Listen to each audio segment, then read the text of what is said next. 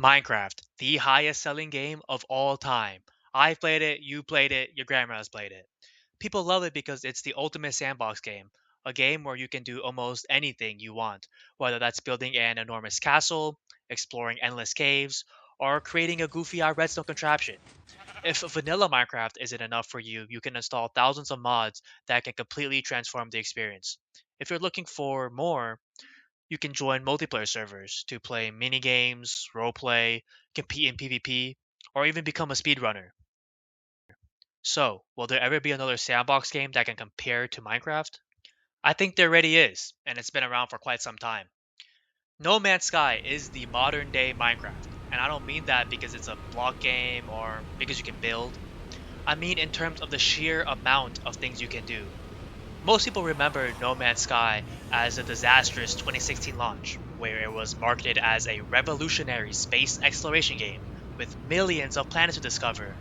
But when players finally got their hands on it, the planets felt empty, the game was filled with bugs, and the survival mechanics were more tedious than fun. Fast forward 10 years, and the story couldn't be more different. The developers at Hello Games have spent the past decade consistently updating the game for free to the point where it almost feels like an entirely different game from the 2016 version. Similar to Minecraft, No Man's Sky receives frequent updates, usually around 4 to 6 updates every year, that introduces entirely new gameplay systems. For example, the Relics update added collectible fossils that the players can excavate and scavenge for on different planets, which can then be used to assemble into custom dinosaurs and used to either decorate their bases with or sell for profit.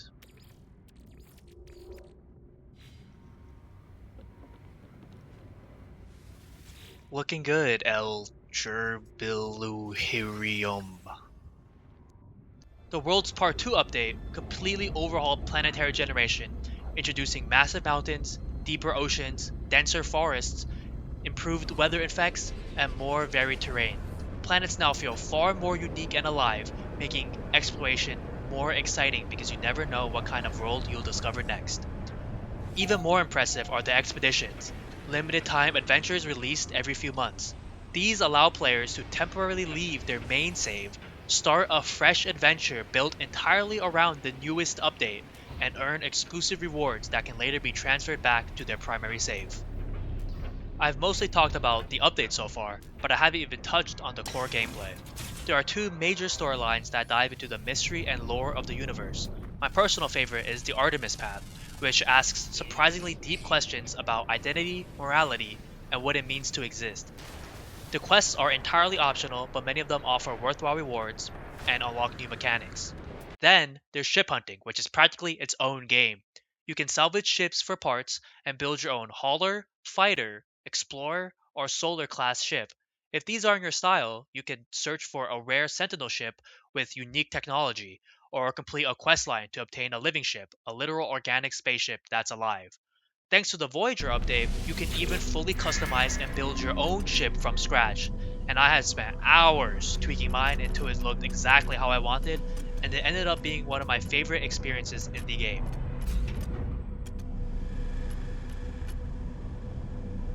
And that's barely scratching the surface. I haven't even mentioned base building, fighter management, settlement ownership, pet companions, multiplayer missions, pirate systems, exocraft vehicles, underwater exploration.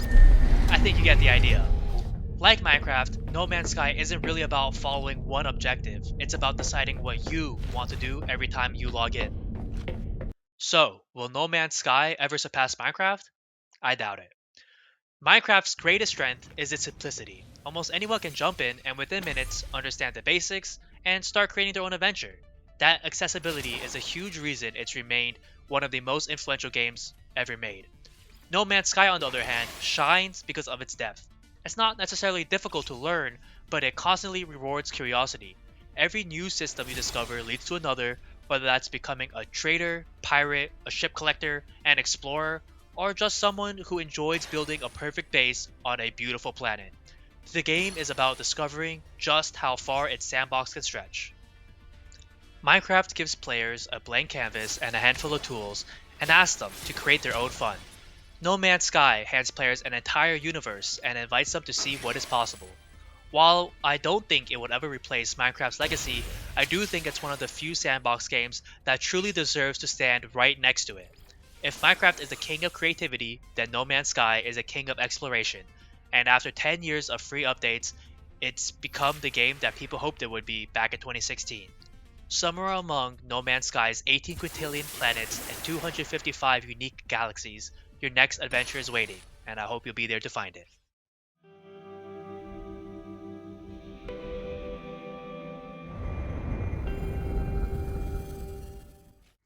Hey everyone, thanks for getting to the end of the video.